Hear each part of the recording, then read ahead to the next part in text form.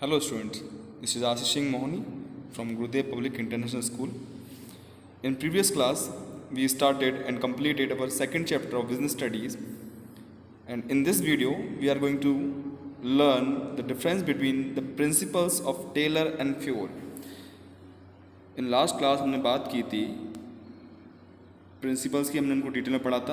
अब इस क्लास में, इस वीडियो में हम लोग इन प्रिंसिपल्स के, जो टेलर्स के प्रिंसिपल्स थे एंड जो फ्यूल के प्रिंसिपल्स थे, उनमें डिफरेंस करेंगे।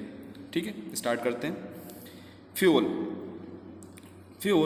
ही develop the theory of functional management और मैनेजमेंट प्रोसेस। जो फ्यूल थे, उन्होंने जो थ्योरी और जो प्रिंसिपल्स डेवलप किए थे वो फंक्शनल बेस पे, मतलब कि वर्क के बेस पे डेवलप किए थे।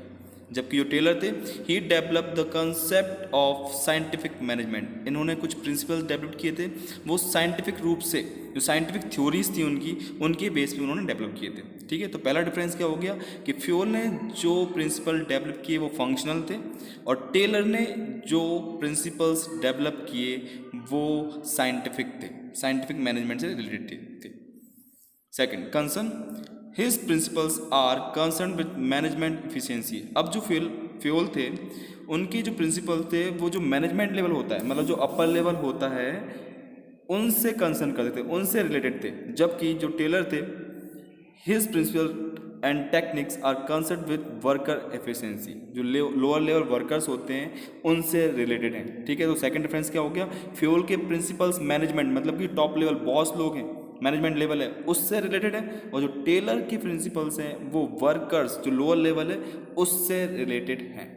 ठीक है, third level, he design principles for top level management. बोल दिया उन्होंने कि फ्यूल के जो प्रिंसिपल्स हैं वो टॉप लेवल मैनेजमेंट से रिलेटेड हैं। ठीक है, Taylor he design principles for lower level of management. अब जो टेलर थे वो लोअर लेवल, जो एम्प्लॉयज होते हैं, जो वर्कर लेवल है, उनसे रिलेटेड प्रिंसिपल इन्होंने डेवलप किए थे। ठीक है, fourth, focus improving over all administration by observing certain principles was his main focus. ठीक है, जो फ्यूल थे उनका मेन फोकस था कि जो एडमिनिस्ट्रेशन है, जो एडमिन डिपार्टमेंट है, जो टॉप लेवल मैनेजमेंट है, उसमें कुछ चेंज करेंगे तो उससे हम इम्प्रूव कर सकते हैं। ठीक है, जबकि टेलर क्या सोचते थे, Taylor for him increasing productivity through work simplification was main focus. Taylor का मानना था कि अगर वर्क को जितना सिंपल किया जाए, जितना इजी किया जाए, तो प्रोडक्टिविटी इंक्रीज हो सकती है। ठीक है भाई, टेलर का मानना था कि जो लोअर लेवल हैं उनके काम को आसान कर दो। ठीक है, उससे क्या होगा, उनका जो आउटपुट है वो इंक्रीज हो जाएगा। Fifth, personality he developed the personality of researcher and practitioner and was called as father of general management. Important है भाई, फ्यूल को फादर ऑफ जनरल मैनेजमेंट कहा गया है। क्यों कहा गया, क्योंकि उन्होंने जो पर्सनैलिटी थी अपनी डेवलप की थी as a researcher and as a practitioner.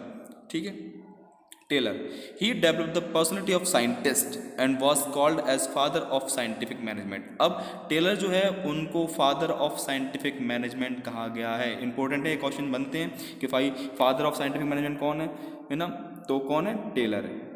ठीक है, आगे बढ़ते हैं। सिक्स्थ है मेजर कंट्रीब्यूशन। अब इन दोनों का, फ्यूल का और टेलर का, मेन कंट्रीब्यूशन क्या था, तो fuel his main contribution was produce a systematic theory of management with the help of 14 principles of general management. ठीक है, फ्यूल ने 14 जनरल प्रिंसिपल्स दिए थे जनरल मैनेजमेंट के। ठीक है, और इन्होंने एक सिस्टमैटिक थ्योरी दी थी। ठीक है, Taylor, he provide a basis on accomplishment of production line with the help of scientific techniques and management. Taylor ने scientific techniques and management की help से एक प्रोडक्शन लाइन क्रिएट की थी। ठीक है, प्रोडक्शन लाइन मतलब कि जो भी पर्सन वर्क कर रहे हैं वो कंपनी में कहाँ बिलोंग करेंगे और उनमें जो ऑर्डर होगा वो किस तरीके से फ्लो होगा। ठीक है, ये इनका कंट्रीब्यूशन था। नेक्स्ट है ह्यूमन एलिमेंट।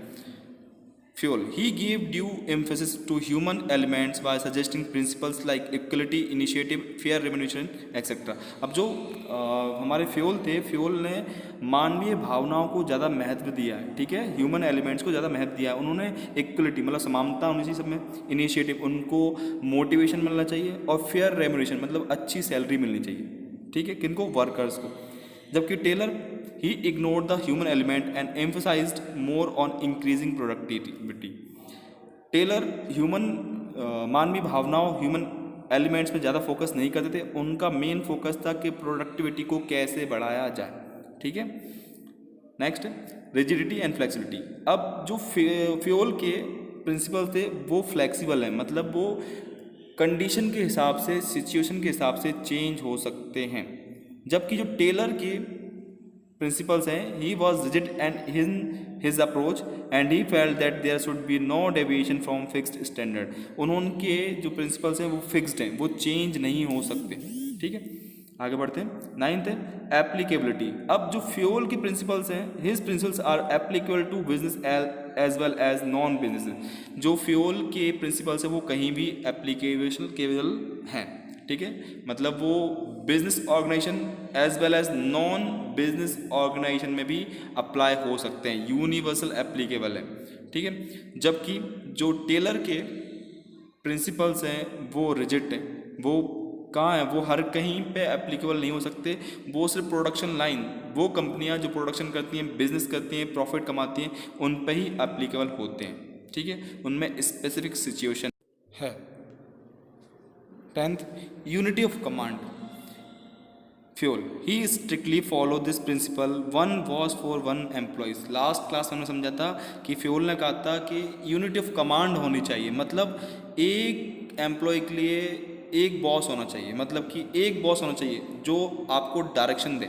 अगर ज़्यादा बॉस होंगे तो कन्फ्यूजन क्रिएट होगा। ठीक है, ओवरलैपिंग होगी, लोग एम्प्लॉयज़ जो हैं वो कन्फ्यूज रहेंगे। जबकि टेलर मानते थे he did not follow the principle, instead on minimum 8 bosses. जबकि भाई टेलर मानते थे कि कम से कम 8 बॉस होने चाहिए, कम से कम 8 बॉस आपके पास होने चाहिए। ठीक है,